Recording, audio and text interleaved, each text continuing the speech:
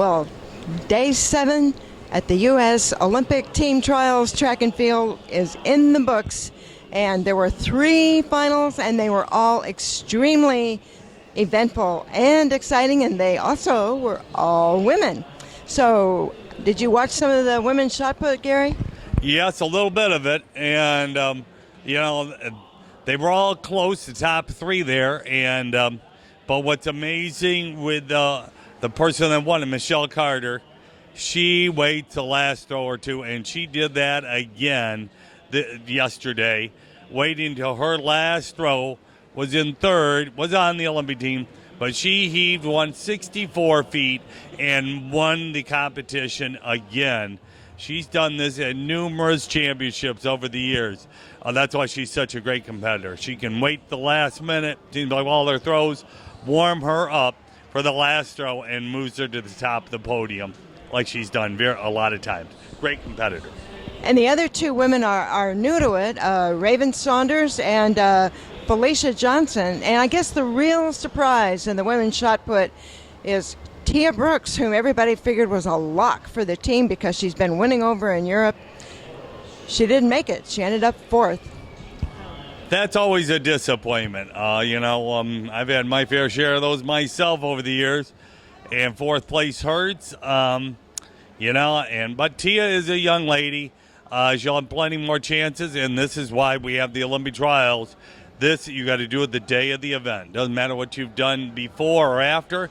It's the day of the Olympic trials of your event, and that's why we always send a strong team, because you're under the gun and under the pressure at the Olympics. So this is like the mini Olympics before the Olympics. You do it here at the trials, at the U.S. Olympic trial, and if you're in the top 3, you're ready for the games a month later. That's why it's the hardest team to make, as they always say. Well, the other thing that was pretty exciting was the women's triple jump. And what's exciting about the women's triple jump is the woman who won it had set the American record during the NCAA championships just a few weeks ago, and she delivered again. Did you see any of that, Gary? Yes, I saw a little bit of it. Once again, I was moving all over the place. But yes, I saw some of those jumps.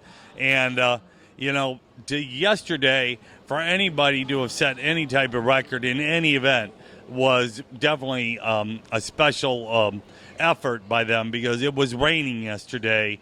And for her to come through with another, big jump, all 3 of them, so now all 3 of them qualified, was definitely a testament of how good a fit and how good a shape they really are, and definitely can be in some medal contention at the games.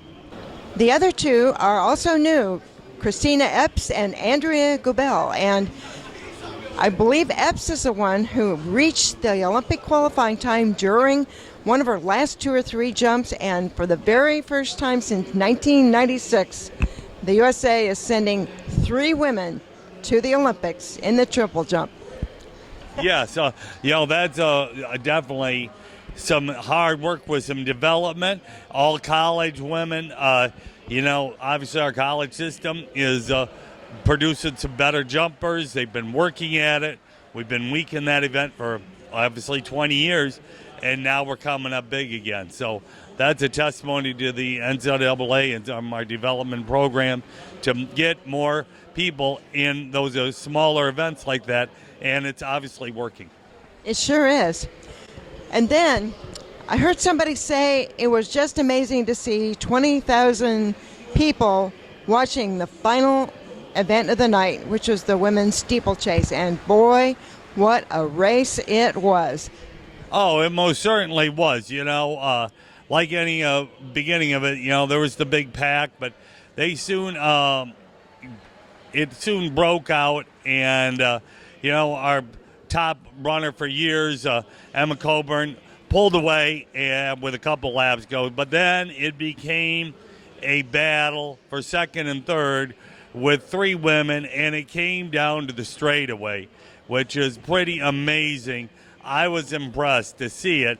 And Garcia, who ended up finishing 4th, gave a gallant effort, and I interviewed her in the mixed zone afterwards, and you saw it I saw it on the field, where when she jumped over the last waterfall, she did not get as good of a jump, landed in the water a little further deeper than she wanted, and still was sprinting with the other two women, one pulled ahead, and then it was between her and somebody else. She fell on track with 80 or 90 meters left, but her legs were shot. She'd given it all she had, and that's what she said in the mixed zone.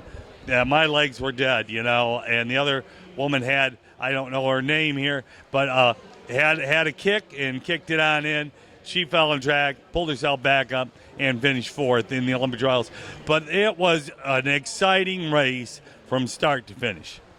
Well, it's going to be a strong team because one of them is Courtney Fredericks, who also is the recent NCAA champion, and Colleen Quigley, who's been doing really well out of Florida in the last couple of years and has been a contender. So it's a good, solid team, and I guess the sad one in this case is Leah O'Connor, whose injury really interfered with her last lap, and she faded to last. So that was pretty sad. Yeah, it's always kind of a sad thing to have your Olympic trial end on a bad note.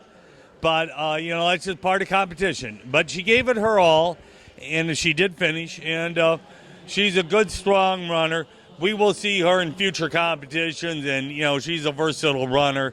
So I'm sure along with Nicole Bush and a few of our other Michigan contenders, we could see them do all the distance events and the steeple for obviously probably the next decade to come, because they're just fresh out of college. So they have a good decade of running ahead of them.